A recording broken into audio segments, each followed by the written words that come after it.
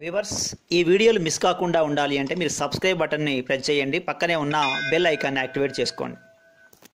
Hi students, Telangana స్టేట్లో intermediate ఎగ్జామినేషన్కి సంబంధించి economics subject model paper ఏంటి అంటే ఎగ్జామినేషన్స్లో ఇంపార్టెంట్ క్వశ్చన్స్ ఏం అడుగుతాడు, ఎలాంటి క్వశ్చన్లను మనం గెస్ చేయొచ్చు, మనం ఎగ్జామినేషన్లో మొత్తం అన్ని క్వశ్చన్స్ పర్ఫెక్ట్గా రావాలి వస్తేనే మనకు ఎగ్జామినేషన్లో మంచి మార్కులు వస్తాయి. సో దానికి సంబంధించి మోస్ట్ ఇంపార్టెంట్ క్వశ్చన్స్ ఏంటి, ఎలా అడిగే ఛాన్సెస్ ఎక్కువగా ఉంది క్వశ్చన్స్ను అనే దానికి సంబంధించి మీకు ఇందులో ఒక మోడల్ పేపర్ని తయారు చేశాను. సో ఆ మోడల్ పేపర్కు సంబంధించిన డీటెయిల్స్ అన్నీ ఇందులో నీకు ఎక్స్ప్లెయిన్ చేస్తాను. Already first year, second year, so వీరికి ఎకనామిక్స్లో 10 యూనిట్స్ ఉంటాయి. ఫస్ట్ ఇయర్లో 10 యూనిట్స్ ఉంటాయి. 10 యూనిట్స్కు సంబంధించి ఆల్రెడీ నేను 10 మార్క్స్, 5 మార్క్స్, 2 మార్క్స్ కూడా వీడియోస్ చేశాను, ఒకసారి చూడండి. ఈ వీడియోలో మాత్రం మోడల్ పేపర్లో ఫస్ట్ ఇయర్ వాళ్ళకి ఆల్రెడీ 3 సెక్షన్స్ ఉంటాయి. Section A 10 marks, section B 5 marks, section C 2 marks. Section ఏలో 10 మార్క్స్ 5 ఇస్తాడు. Out of 5 should attempt 3 questions. So second సెక్షన్లో 12 క్వశ్చన్స్ ఇస్తాడు. Out of 12 should attempt 8 questions. And C సెక్షన్లో 2 marks సెక్షన్లో 20 ఇస్తాడు. Out of 20 should attempt 15 questions. So టోటల్గా 3 sections ఉంటాయి. మరి 3 సెక్షన్స్లో ఇంపార్టెంట్ క్వశ్చన్స్ ఏంటి అనేటటువంటిది ఈ యొక్క వీడియోలో గెస్ పేపర్ ఉంది. ఆ గెస్ పేపర్ని పూర్తిగా మోస్ట్ ఇంపార్టెంట్ క్వశ్చన్స్ ఏంటి అనేది మనం ఎక్స్ప్లెయిన్ చేద్దాం.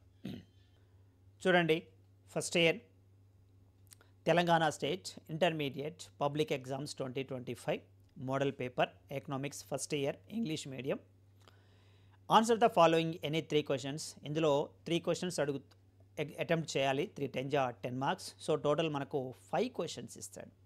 సో ఈ 5 క్వశ్చన్స్లో ఎలా క్వశ్చన్స్ అడిగే ఛాన్సెస్ ఉంది, ఎలా అటెంప్ట్ చేయాలి, ఎలా ప్రజెంట్ చేయాలి ఎగ్జామినేషన్లో అనే దానికి సంబంధించి పూర్తిగా ఇవన్నీ నేను డిస్కషన్ చేస్తాను. ఒకసారి చూడండి, సెక్షన్ ఏలో answer the following any 3 questions. Explain the law of diminishing marginal utility limitations and importance. చూడండి, క్వశ్చన్ ఎలా అడిగితే ఆన్సర్ అలాగే రాయాలి. మీకు లిమిటేషన్స్ అడిగాడా రాయాలి, లేకుంటే అవసరం లేదు. ఎజంప్షన్స్ మాత్రం కంపల్సరీ గుర్తుపెట్టుకోండి, ఎందుకంటే ఎజంప్షన్స్ లేకుండా లా లేదు. అందుకని ఎజంప్షన్స్ కంపల్సరీగా ఉంటుంది, అది అడగాడు ఎజంప్షన్స్ అని. కానీ లిమిటేషన్స్ అడిగాడా అడిగితేనే రాయాలి. ఇంపార్టెన్స్ అడిగాడా అడిగితేనే రాయాలి, అడగకపోతే అవసరం లేదు. అంటే explain the law of diminishing marginal utility అంటే అంతవరకే రాయాలి. లిమిటేషన్స్ ఇంపార్టెన్స్ అవసరం లేదు. ఒకవేళ మెన్షన్ చేస్తూ లిమిటేషన్స్ అండ్ ఇంపార్టెన్స్ అని అడిగితేనే రాయాలి.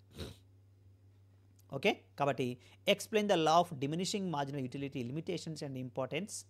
డయాగ్రామ్ ఉంది, టేబుల్ ఉంది, ఎక్స్ప్లెనేషన్ ఉంది. క్లియర్గా నీట్గా పెన్ తోటే టేబుల్ డయాగ్రామ్ వేయండి. డయాగ్రామ్ అనగానే ఓన్లీ పెన్సిల్ తోటే రాయాలి అవసరం లేదు, పెన్తో కూడా డ్రా చేయొచ్చు. నీట్గా కొట్టివేతలు లేకుండా స్పష్టంగా డయాగ్రామ్ డ్రా చేయండి. First question, critically examine the law of variable proportions. Yes, దీనికి కూడా టేబుల్ ఉంది, డయాగ్రామ్ ఉంది. సో దాన్ని stages, first stage, second stage, third stage అవన్నీ ఎక్స్ప్లెయిన్ చేయాలి. And third, explain the Keynesian theory of employment. దీనికి కూడా డయాగ్రామ్ ఉంది, టేబుల్ ఉంది, డయాగ్రామ్స్ ఉంది. సో డయాగ్రామ్ పెన్తో వేయండి, పెన్సిలే కావాల్సిన అవసరం లేదు. సో పెన్తో కూడా వేయొచ్చు. Explain the Keynesian theory of employment. Next, explain the meaning of perfect competition market. Illustrate the mechanism of price determination under perfect competition market. Yes, ఈ క్వశ్చన్ కూడా అడిగే ఛాన్సెస్ ఉంది. దీనికి కూడా టేబుల్ ఉంది and as well as diagram కూడా ఉంది. So చూడండి, అన్ని టేబుల్స్, డయాగ్రామ్ ఉన్నటువంటి యొక్క క్వశ్చన్స్. మీకు ఫస్ట్ క్వశ్చన్లో టేబుల్ డయాగ్రామ్ ఉంది, సెకండ్ క్వశ్చన్లో టేబుల్ డయాగ్రామ్ ఉంది, థర్డ్ క్వశ్చన్లో టేబుల్ డయాగ్రామ్ ఉంది, అండ్ ఫోర్త్లో కూడా టేబుల్ డయాగ్రామ్ ఉంది. And fifth question, what are the various methods of calculating national income, explain them. Yes, 3 methods are there.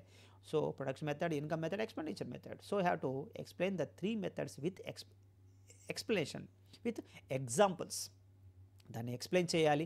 So ఈ 5 క్వశ్చన్స్లో out of 5 should attempt 3 questions. So మీరు రాయబోయేటటువంటి ఈ 5 క్వశ్చన్స్లో 3 questions ఎగ్జామినేషన్లో కలిసే ఛాన్సెస్ ఎక్కువగా ఉంటుంది. కాబట్టి ఈ 10 మార్క్స్ క్వశ్చన్స్ని బాగా టార్గెట్ చేసుకోండి. ఎగ్జామ్లో వచ్చే ఛాన్సెస్ ఎక్కువగా ఉంటుంది. ఇది 10 మార్క్స్ సెక్షన్కు సంబంధించినటువంటిది. Next 5 marks section. 5 మార్క్స్ సెక్షన్లో మనకు మొత్తం 12 ఇస్తాడు. సో 12లో మనం అటెంప్ట్ చేయాల్సింది 8 questions, 8 5 40 marks. So answer the following 8 questions అన్నాడు సెక్షన్ బిలో. ఇందులో explain the scarcity definitions of economics. Scarcity definition అడుగుతున్నాడు. ఒకటి డెఫినేషన్స్ అడుగుతాడు, ఇంకొకటి మనకు క్యారెక్టరిస్టిక్స్ కానీ లేకపోతే వాంట్స్ కానీ లేకుంటే అందులో జనరల్ కాన్సెప్ట్స్ ఉన్నాయి, జనరల్ కాన్సెప్ట్ గూడ్స్ కానీ అవి అడిగే ఛాన్సెస్ ఎక్కువగా ఉంటుంది. కాబట్టి ఒకటేమో డెఫినేషన్ సంబంధించి అడుగుతాడు, ఇంకొకటేమో వాంట్స్ గురించి కానీ లేకపోతే ఫ్రీ గూడ్స్, ఎకనామిక్ గూడ్స్ కానీ లేకపోతే వాల్యూ కానీ ఇవి కానీ అడిగేటటువంటి ఛాన్సెస్ ఎక్కువగా ఉంది. కాబట్టి సో ఫస్ట్ క్వశ్చన్లో explain the scarcity definition of economics. Okay, first question. And what are the demand function, what are the factors that determine the demand. ఇక్కడ మీకు కలిపి అడగొచ్చు, కలపకుండా అడగొచ్చు. చూడండి జాయింట్ క్వశ్చన్స్. ఏమంటున్నాడు, వాట్ ఈజ్ డిమాండ్ ఫంక్షన్ అనొచ్చు, లేకపోతే క్వశ్చన్లో మీరు డైరెక్ట్గా what are the factors that determine the demand అనొచ్చు. సార్ ఇక క్వశ్చన్ కల్పించారు కదా ఎగ్జామినేషన్లో కలిపి వస్తుందా, మేబీ రావచ్చు రాకపోవచ్చు. ఇక్కడ మీకు 2 అడిగితే 2 రాయాలి. ఒకటి డెఫినేషన్ అడిగాడు, 2 డిటర్మినెంట్స్ అడిగాడు. ఫస్ట్ డెఫినేషన్ రాసి డిటర్మినెంట్స్ రాయాలి. లేదు క్వశ్చన్లో అడగలేదండి, డెఫినేషన్ డిమాండ్ ఫంక్షన్ అడగలేదు, then you go for what are the factors that determine the demand అని అడిగాడు అనుకోండి, ఓన్లీ డిటర్మినెంట్స్ మాత్రమే రాయాలి. డెఫినేషన్ రాస్తే మంచిదే, డిమాండ్ ఫంక్షన్ రాసేస్తే చాలా మంచిదే ఇంకా. కాబట్టి మీరు ఈ క్వశ్చన్ని ఇంపార్టెంట్ క్వశ్చన్గా 6th 7th క్వశ్చన్స్ ఇంపార్టెంట్ క్వశ్చన్గా. ఇది ఫస్ట్ లెసన్, ఇది third lesson. Next analyse the characteristics of wants.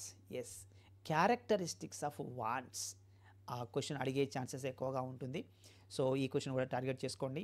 Next why a demand curve slope has a negative. Why a demand curve slope has a negative. So old and new buyers, income effect, substitution effect, so ఇవి ఉన్నాయి. ఇవి జాగ్రత్తగా మీరు వాటిని explain చేయాల్సిన అవసరం ఉంటుంది. Next explain the concept of indifference curve, discuss its properties. Explain the concept of indifference curves. And ఇందులో కాన్సెప్ట్ ఆఫ్ ఇండిఫరెన్స్ కర్వ్ అంటే డెఫినేషన్ రాయాలండి. అండ్ డిస్కస్ ఇట్స్ ప్రాపర్టీస్, ధర్మాలు, వాటి ప్రాపర్టీస్ అంటే ఫీచర్స్, వాటి ఫీచర్స్ ఏంటి అనేది ఎక్స్ప్లెయిన్ చేయాల్సి ఉంటుంది. So next 11th what is law of supply. Explain the factors that determine the supply. What is law of supply, definition. First law of supply definition రాసి determinant factors రాయాలి. Okay, next what is statistics, definition అడిగాడు.